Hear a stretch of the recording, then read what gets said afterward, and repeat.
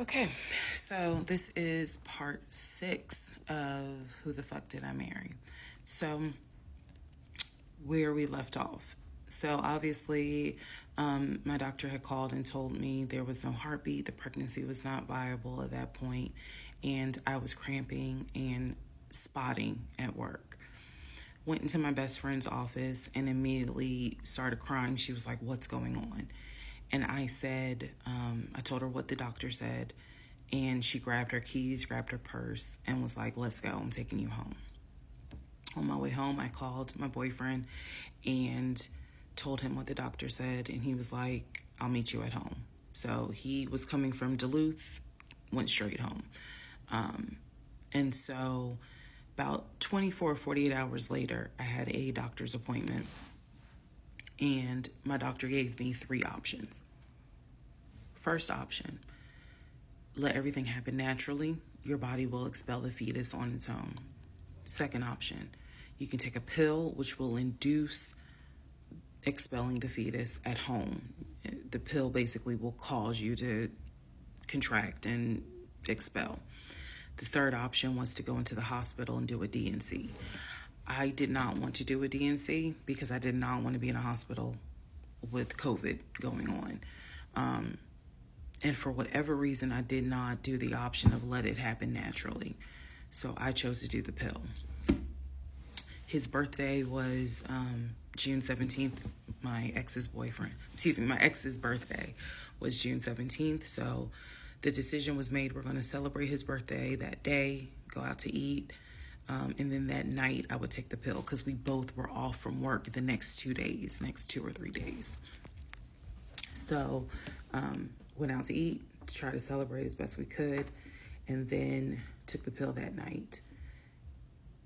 That night was the most traumatic, excruciating pain I've ever put my body through. I do not recommend any woman, if prayerfully you don't have to go through that, but I don't recommend taking that pill. If you don't have to, don't do it. I spent the whole night in the bathroom just crying in so much pain. They gave me a narcotic. I couldn't take it because I found out I was allergic to it. So it was causing me to like projectile vomiting.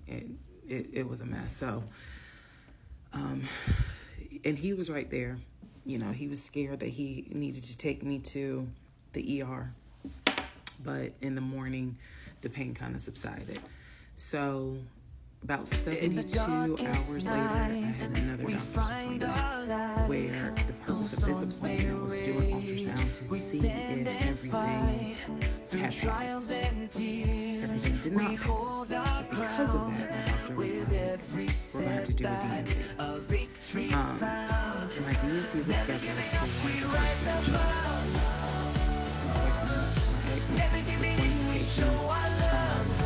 that was always the plan. 2 days before my procedure, he's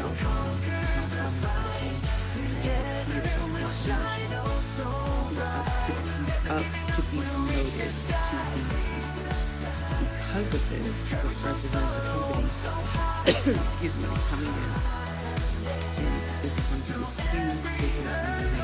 The business meeting is scheduled for the day. So I'm fit because I was like, you there's no way you can do that meeting. Like, I need you to take me to the hospital and all this other stuff. And so he offered to have his sister take me to the hospital. Apparently his sister lived in Douglasville.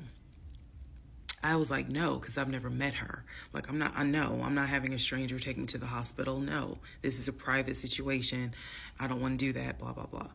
So my aunt had offered to take me. And then my friend who took me home from work had offered to take me. So at that point, we get into an argument because he's like, my sister is, you about your family, so why can't she step in? And I was like, nah, because I don't know her. Period. I don't know her. So my friend offers to take me to the hospital because I was all distressed that he's saying he has a business meeting and he can't take me.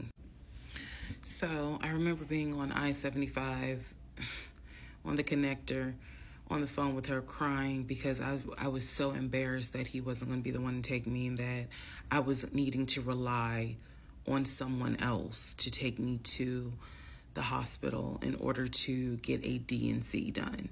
And she was really great. She was like, girl, this is why you have a village. Like, it's okay. Things happen. The world is crazy right now. I will take you. You're going to be okay. So he did not take me to the hospital for my D&C.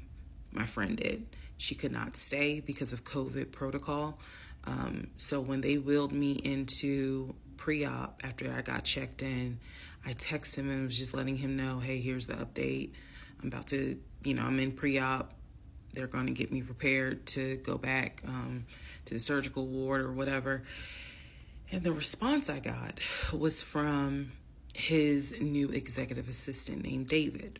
Now, when he told me he was up for the promotion, he did tell me that part of getting this new job would be that he would get an executive assistant named David. And he did tell me, I'm going to make sure that I inform David, if you get a text from this number, meaning from me, pull me out of the meeting because, my fiance's having a procedure done and I'm picking her up. So it's important that you come get me if it's something serious. So I text him. David responds.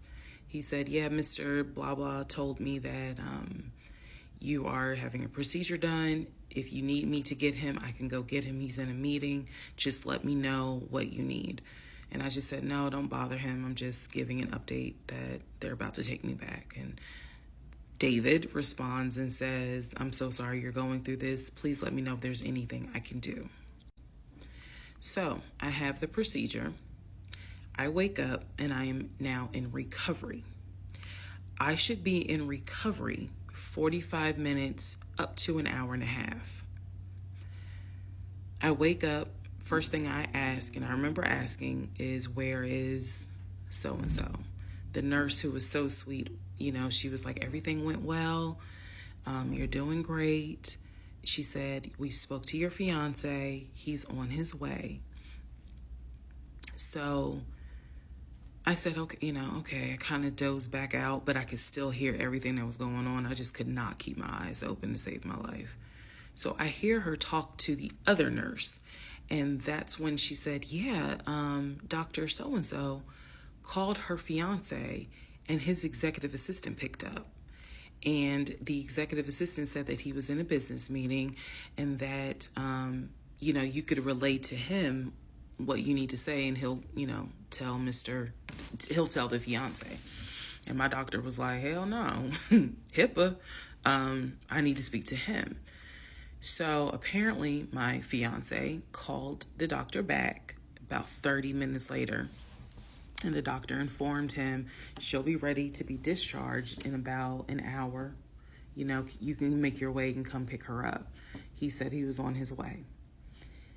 He was on his way from Duluth to Atlanta, which is not a huge distance, but the time of day, one thing about Atlanta, there's always traffic.